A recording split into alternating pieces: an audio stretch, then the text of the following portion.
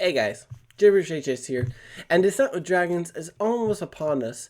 On December 10th, the expansion will be live, and we'll have all these new deck types. We got all the new dragons about to come out, and even some other cool stuff. So it's going to be a really fun expansion. But before we get into that, I want to talk about the expansion we're in now. I want to talk about Saviors of Uldum and what my thoughts were on the expansion. When the end of an expansion comes, I like to talk about it and tell you guys what I thought of it, compare it to other expansions, and see what went right and what went wrong with it so we can help tell Blizzard what to do basically for the next one. So let's get into it. I'm going to be going over four things over the cards, the decks, the meta that came out of the expansion, and the single player mode. Now, in this one, I will actually be including a fifth, which will be the wild cards that came into the expansion later. That is kind of a separate thing, but it is a big, it is going to affect my review on this expansion overall. So when it comes to the cards actually were a lot of fun, and I think in theory they were really cool and smart. I think that they just created a lot of neat ideas. Taking two expansions, Ungoro and League of Explorers, was a really smart idea. Taking the quest element from Ungoro and the characters from the League of Explorers and putting it into this is really cool. Plus, Elise was in Ungoro, so it's cool to see her again. So overall, the cards were a lot of fun with the quests being in there and just having all these cool things. We saw cards that help support Taunt Warrior, which is something I've been wanting for a while. So different things like that were really cool in the decks, and just seeing different things like that. Supporting cards from previous expansions is something that this expansion really helped do. It really went well with cards with the Boomsday and Rise of Shadows, so I think that is really cool. When it comes to the decks now, I think the decks were okay. My only problem with the expansion with the decks is that the decks seem to be very one-dimensional, which means that they all either seem to be the same type of deck. Now, you have exceptions to this, alright? You have aggressive decks. So aggressive decks are very popular, alright? But the exception really is only like two options, which is either Quest Paladin or Quest Shaman. I'm sure there are other options out there, but for me, those were the only two that really were doing really good throughout the meta. And I think that's fine, but I do think you need to help. I think every class, the ideal situation, I feel like, in Hearthstone would be if every class had one deck that was in the top, top 10. Because when that happens, it's just basically as close as you can get to all classes being equal.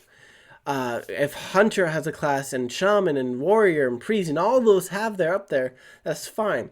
And I feel like there are expansions that do a pretty decent job in getting us to that. I don't think Saviors of Uldum was like that. I feel like it was very subjected towards Shaman and maybe two other classes, probably either Druid or, yeah, Quest Druid or something like Paladin. Excuse me. So I do think that the expansion had some fun elements to it, especially in the first month. But afterwards, we got to the era where everyone knew what decks to play. So everyone was playing Quest Druid, everyone was playing Quest Shaman, and Quest Paladin. And that's when it kind of got old for me, because if you ever try to play a different deck, like Taunt Warrior, I love playing Taunt Warrior, but it can kind of hard to get through that, because Taunt Warrior isn't as good when it comes to those decks. Same with Shuffle Lock. I love Shuffle Lock. I love Quest Hunter, but these decks are nearly as strong as those other three that I just suggested. So, like, that's not a problem with the cards, it's a problem with balancing the cards, I feel like. So one thing I think that this expansion did a great job with for the decks is making all of them at least a little bit fun. But like, even Quest Shaman is really fun. You get tired of fighting it every 5 games. 5th Shaman in a row, you get tired of it. So you have things like that to consider when you're making an expansion, and I feel like that Saviors of Uldum kind of left us a little disappointed when it came to that. Now, overall though, I do think some of the decks are fun. I love those types of decks, the lowered ones. I just think like the tier level and the power level needs to be a little stronger when it comes to that. With the meta, the meta goes into the same rank as decks, basically. I feel like it's the same thing. Now, when it comes to the wild cards, though, this changed everything. So bringing in cards like Sylvanas, Emperor Tharzon, Light Bomb, N'Zoth, Flamewalker, all these cards, they're really good. And so bringing them into the standard setting really helps push for a good, strong meta. And so when these cards came into the game, it was almost like a little mini expansion got released. And so this became a lot of fun for people to mess around with, remake decks to help go with these old cards. Now all of a sudden Death Rattle Priest is back. Things like that. So when you release these new cards, it became a lot more fun and a lot more interesting for a while, because now people are trying to figure out, they gotta remember these old cards, they gotta remember all this stuff and trying to make it through. Even cards like the discard druid card, the 4 costs discard your whole hand, I think gain 10 mana crystals, it's the same concept. So even if the cards they brought back weren't good, they helped shake up everything to make it interesting again. And I'm not sure if that's because if Blizzard had planned this ahead of time or if they just thought this would be a good time to do it. But I think it was a very smart thing, and I hope they keep it going longer. Or doing stuff like this to bring in old cards to see maybe they can bring some into standard permanent. So maybe they were testing out some of these cards to bring into standard permanent so they could see how it works in the meta. So I think the wild card concept was a lot of fun, and it helped bring in new decks to new power levels. Even though Shuffle Lock is still not great, bringing in cards like Sylvanas and Emperor Tharzon was really good in there because they're death rattles, they're big minions that help benefit you. And so it was a good option for that to go in the decks. So things like that, I think the wild cards helped a lot creating. Now, with the solo adventure, I think the solo adventure was a lot of fun. I was a big fan of the Dollar Run Heist. It felt like a good departure from the dungeon run. Now, the dungeon run, I think, was one of the greatest things that Blizzard has done in a long time when it comes to Hearthstone. But ever since then, every solo campaign that's come out has felt like a knockoff of that. You got the Monster Hunt run or something like that, and from Witchwood, and it was okay. It wasn't horrible. Getting to play different heroes was kind of cool. But then you got to the Rascon Rumble. A Rascon Rumble was not that good, if you're asking me. I think it was just it felt cheap to me. It felt like an easy way to get out. But then they brought in the Dollar Run Heist. Now, Dollar Run Heist is the same kind of category as Dungeon Run, but it's different in the fact that it has new concepts to it. You have a bigger goal to it, and it gets harder. It gets a lot harder. Dungeon Run was cool because it was the first one of its kind. It was simple. It was nice. You just choose your class, build your deck, beat the 8 bosses, and then your goal was to do it with every class, okay? That was a lot of fun for me. Doing that with the other two wasn't as fun. Now, getting to play in the Dollar Run Heist, though, you get to choose a villain you kind of seen, and then you get to play him. And as you go through, you got things like Bob's Tavern. And I forgot what they're called, but like there's like a button you can choose before you go into the Dollar Heist that can make things crazy. To say all your minions have like 1/1, including the opponents. It's something that affects both of yours. And the Dollar Run Heist also made it fun because every new layer of Dollar Run you fought, it also increased the difficulty and it gave you a new challenge. So I believe one was like 3 spaces are continually blocked. Stuff like that. Or you have a chest that starts in the middle of every game that gives you a random thing.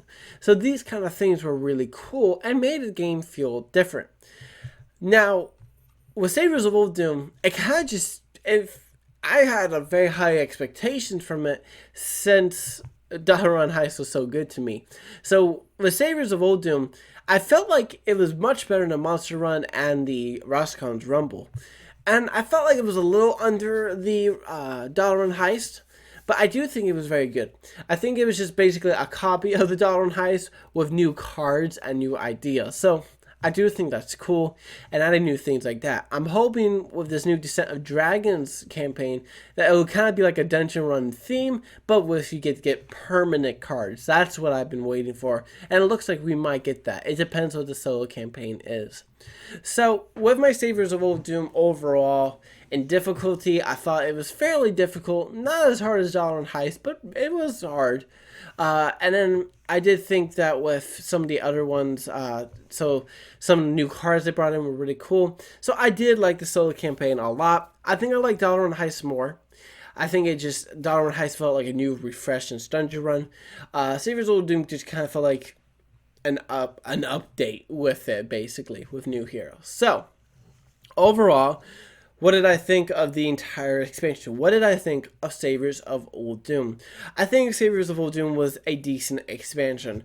Compared to something like Frozen Throne, I don't think it met that level and any even close. But compared to expansions like In the Year of the Raven, like Boomsday and Rostacon's Rumble, I think Saviors of Uldum was a decent follow-up. I thought it did a good job at kind of carrying up the theme of the storyline that Dollar Heist began. And I think that it, as time goes on, that it was a good midway to Descent of Dragons, which we'll get tomorrow. So, I hope you guys enjoyed that.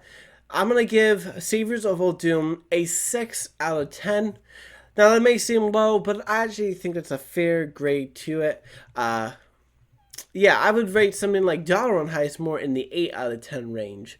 So, if that helps kind of give you guys an idea of what I thought of it, I think it was a good expansion, and I think it was a decent one. I think the problem was that some of the decks were more subjective to Druid, Shaman, and Paladin than they should have been, and they should have spread out the type of decks and power level throughout different classes.